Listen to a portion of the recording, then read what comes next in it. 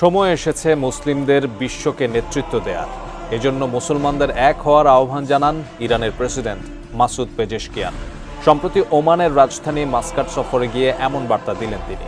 জানালেন, মুসলিম দেশগুলোর আর অন্যদের দিক নির্দেশনার অপেক্ষায় থাকা উচিত নয়।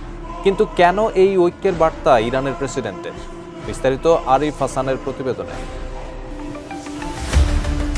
গত মঙ্গলবার ওমান সফরে গেছেন ইরানের প্রেসিডেন্ট মাসুদ পেজেশকিয়ান। প্রেসিডেন্ট হিসেবে দায়িত্ব গ্রহণের পর উপসাগরীয় কোনো আরব রাষ্ট্রে এটি তার প্রথম আনুষ্ঠানিক সফর। আর প্রথম সফরেই মুসলিম বিশ্বকে এক হওয়ার বার্তা দিলেন।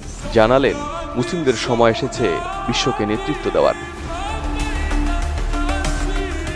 মাসুদ জানান, মুসলিম দেশগুলো বিশাল সম্পদ, প্রতিভাবান মানব সম্পদ, গৌরবময় ঐতিহ্য ও সমৃদ্ধ সংস্কৃতির অধিকারী। এই শক্তির যথাযথ ব্যবহারের মাধ্যমেই তারা উদীয়মান নতুন বৈশ্বিক ব্যবস্থায় নেতৃত্বের আসনে পৌঁছাতে পারে। তার মতে, মুসলিম দেশগুলোর আর অন্যদের দিক নির্দেশনার অপেক্ষায় থাকা উচিত নয়, বরং বর্তমান বিশ্বে মুসলিমরা অভ্যন্তরীণ শক্তিকে কাজে লাগিয়ে আন্তর্জাতিক পরিমণ্ডলে আরও সক্রিয় ও প্রভাবশালী ভূমিকা রাখতে সক্ষম। ইরানের প্রেসিডেন্ট চান মুসলিম জাতিগুলো নিজেদের পায়ে দাঁড়াক। গৌরবময় ভবিষ্যতের জন্য সবার একে অপরের পাশে দাঁড়ানো জরুরি। নিজেদের ঐক্যবদ্ধ হওয়ার আহ্বান জানিয়ে মাসুদ বলেন, আমরা এক জাতি, এক সৃষ্টিকর্তার সৃষ্টি। উল্লেখ করেন পবিত্র কুরআনের সূরা হুজরাতের 13 নম্বর আয়াত, যেখানে আল্লাহ বলেছেন, তোমাদের মধ্যে আল্লাহর নিকট সবচেয়ে সম্মানিত সেই ব্যক্তি যে সবচেয়ে পরহেজগার। উপসাগরীয় রাষ্ট্রগুলোর আঞ্চলিক অখণ্ডতা ও স্বাধীনতাকে সম্মান দেখিয়ে প্রতিবেশীদের সঙ্গে সম্পর্কের দৃঢ়তা বাড়ানোর আকাঙ্ক্ষার কথা জানিয়েছেন ইরানের এই প্রেসিডেন্ট।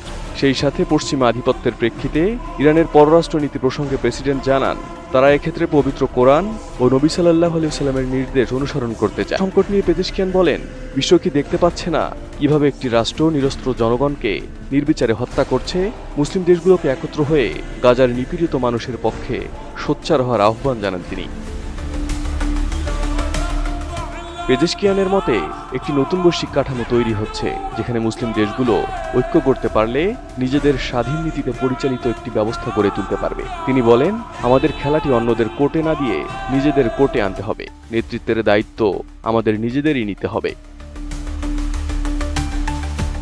মুসলিম বিশ্বের যুবকদের উদ্দেশ্যে পেজেশকিয়ান বলেন, জ্ঞান, দক্ষতা ও শিল্পে এগিয়ে যাও। কুরআন বলে, তোমরা শ্রেষ্ঠ হবে যদি বিশ্বাস রাখো। আল্লাহ মহান, সৃষ্টিশীল ও সৌন্দর্যের আধার। আমাদের যুব সমাজ যেন তাকে চিনে, বিশ্বাস করে এবং তার পথেই এগিয়ে যায়।